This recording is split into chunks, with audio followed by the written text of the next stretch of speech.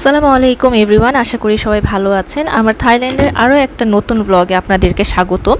থাইল্যান্ডের ব্লগগুলো আপলোড করতে করতে প্রায় 6 মাস পার হয়ে যাচ্ছে। বিভিন্ন কারণে আসলে আপলোড দেওয়া হয় না। আজকের এই ব্লগটা হচ্ছে পাতায়াতে অ্যাজ পার আই রিমেম্বার। পাতায়াতে আমাদের সেকেন্ড দিনের। আপনারা এর আগের এপিসোডে দেখেছেন যে আমরা হচ্ছে বিলিভ ইট অর নটে গিয়েছিলাম। বিলিভ ইট অর নট হচ্ছে আমাদের হোটেল থেকে বের হলে ওই যে প্লেনটা দেখতে পাচ্ছেন, ওই বিল্ডিংটাই হচ্ছে বিলিভ ইট অর নট। তো আমরা ওখান থেকে হোটেলে এসে আমরা আবার বের হয়েছি এবং এই যে ক্যামেরাটা নড়লো, এটা হচ্ছে আমি বের হওয়ার সময়, যেহেতু ক্যামেরা অন, আমি একটু কি বলে সিঁড়িতে হচ্ছে পড়ে গিয়েছিলাম। ক্যামেরার জন্য আমি মানে ভিডিও করতে করতে আমি আসলে দেখি নাই। সো আলহামদুলিল্লাহ ব্যথা পাই নাই। তারপরে হচ্ছে এই তো আমরা বের হয়ে গেলাম। বের হয়ে আমরা এখন একটু যাব পাতায়ার নাইট মার্কেটে। এর আগের দিন আমরা গিয়েছিলাম সেন্ট্রাল মলে, পাতায়া সেন্ট্রাল মল। ওইটার ভিডিও আপনারা দেখেছেন, আমার ইউটিউবেও দেওয়া আছে। ফেসবুকে পেতে যদি আপনাদের একটু কষ্ট হয় যে সেন্ট্রাল পাতায়া মলের ভিডিওটা আপনারা খুঁজে পাচ্ছেন না, তাহলে আপনারা ইউটিউবে দেখে নিতে পারবেন, ইউটিউবেও দেওয়া আছে। তো আমরা হচ্ছে গাড়িতে, এই গাড়িগুলোকে বলা হয় পাতায়াতে টুকটুক বলা হয়, অনেকটা বাংলাদেশের যে চাঁদের গাড়ির মতো।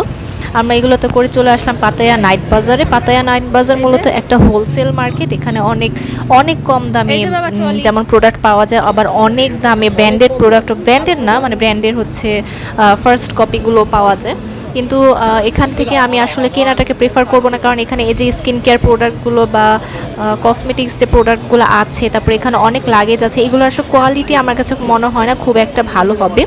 তাই আমরা এখান থেকে কোনো কিছুই কিনি না। এখানে স্কিন কেয়ার বা কসমেটিক্স প্রোডাক্টস হচ্ছে অনেক অনেক বেশি আছে। এছাড়া যদি আপনার জামা কাপড়, জুতা, টেনে যে পানির বোতলগুলো, এগুলো যদি কিনতে চান এগুলো কিনতে পারেন। কিন্তু আমি কসমেটিক্স আইটেমসগুলো কিনতে আমি বলবো যে একটু দেখে শুনে কিনবেন, কারণ এখানে যেহেতু অনেক বেশি কম প্রাইস, আর স্কিনের তো আমাদের উচিত যে একটু ভালো প্রোডাক্ট বা ভালো প্রোডাক্টগুলো ইউজ করা।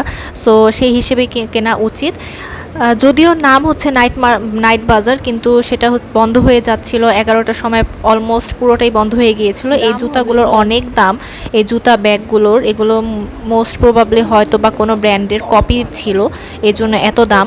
তো আমরা হচ্ছে ঘুরে ঘুরে দেখছিলাম, এখানে আমরা কেনার মতো সেরকম কিছুই পাই নাই, কারণ যেগুলো অনেক বেশি কম দাম সেগুলোর কোয়ালিটি একদমই ভালো ছিল না। মূলত আমরা এখানে গিয়েছিলাম ঘোরাঘুরির জন্য দেখতে। পাতায়া নাইট বাজারে এর আগে কখনো আমরা যাই নাই। পাতায়াতে তো অনেকবারই যাওয়া হয়েছে, কিন্তু নাইট বাজারে আসলে কখনোই যাওয়া হয়নি, এটাই ফার্স্ট।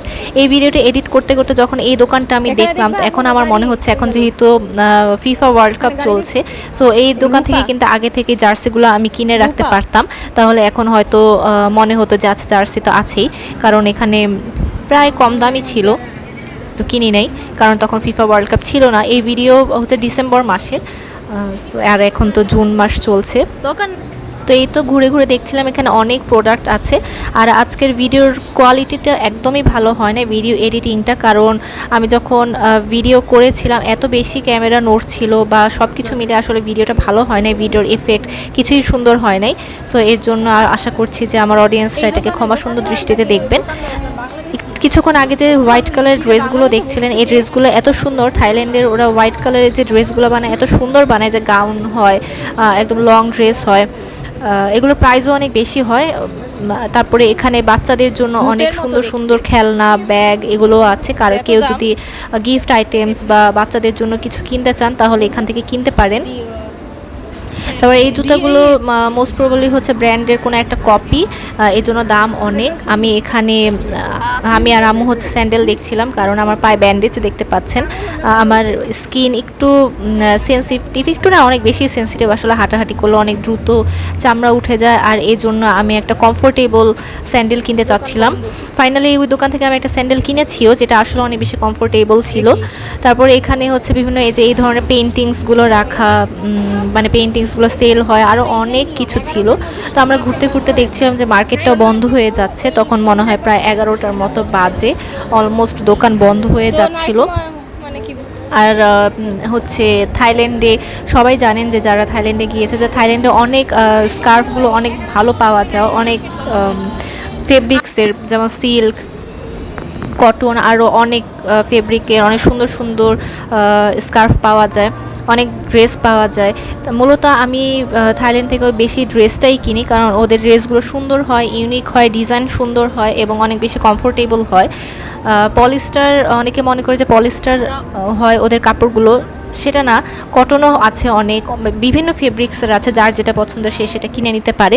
এবং এই নাইট বাজারটা আসলে অনেক বড়, এখানে নাই এমন কিছু হয়তো নাই, আপনারা আপনাদের বাজেট অনুযায়ী অনেক কিছুই কিনতে পারবেন এখানে কম দামে। যেমন অনেক প্রোডাক্ট আছে, হ্যাঁ, তবে কম দামেরগুলো একটু যাচাই বাছাই করে কিনতে হবে, কারণ আমি আগেই বলেছি এগুলোর কম দামি প্রোডাক্টগুলোর আসলে কোয়ালিটি হয়তো বা ততটা বেশি ভালো হবে না।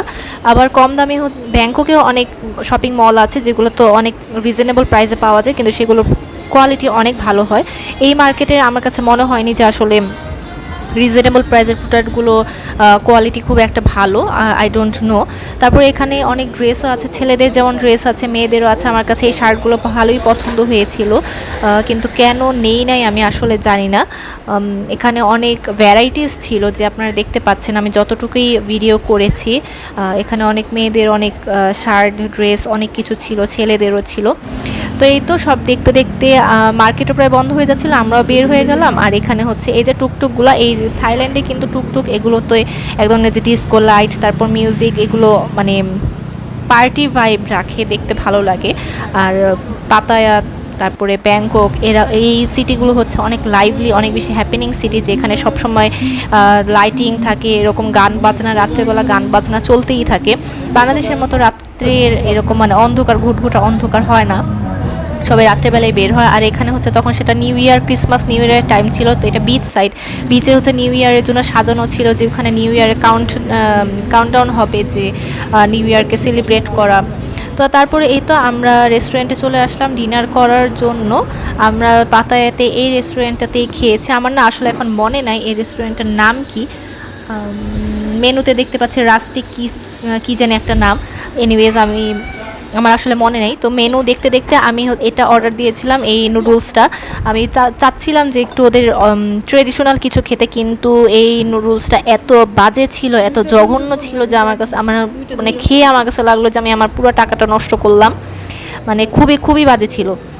ওদের নুডলস আসলে কেমন হয় আমি এর আগে কখনো খাইনি, থাইল্যান্ডে অনেকবার যাওয়া হলে ওদের ট্রেডিশনাল কোনো কিছু আমি কখনো খাওয়ার ট্রাই করি না, কারণ টেস্ট সম্পর্কে তো আসলে আমি জানি না। আর তাই এটাই ফার্স্ট টাইম যে আমি ওদের ট্রেডিশনাল কিছু ট্রাই করেছিলাম, ওদের নুডলসটা। হ্যাঁ, তবে থাইল্যান্ডের যে ট্রেডিশনাল ম্যাঙ্গো স্টিকের রাইসটা আছে সেটা অনেক বেশি অনেক মজা, তো ওইটা তো অবশ্যই খাওয়া যায়, ওইটা আমি সবসময় খাই। কিন্তু এই নুডলসটা খুবই বাজে ছিল, খুবই বাজে ছিল। তো এই তো খাওয়া দাওয়া শেষ করে আমরা হোটেলে চলে আসলাম। হোটেল থেকে হাঁটা পথ, আমরা হেঁটেই রেস্টুরেন্টে যাওয়া আসা করি। এই হচ্ছে আমাদের হোটেল রয়্যাল প্যালেস। আর রয়্যাল প্যালেস থেকে বের হলে আমার ফেভারেট 7-Eleven, যেটা আমাদের ব্যাংককের হোটেল থেকেও নিচে নামলেই 7-Eleven। 7-Eleven পাওয়া যায় না এমন কোনো কিছু নেই, সব কিছু পাওয়া যায় এবং অনেক ভালো লাগে। তো আমার আজকের ভিডিও আমি এখানেই শেষ করছি। নেক্সট ভিডিও দেখার জন্য আমন্ত্রণ জানাচ্ছি। সবাই ভালো থাকবেন, আল্লাহ হাফিজ।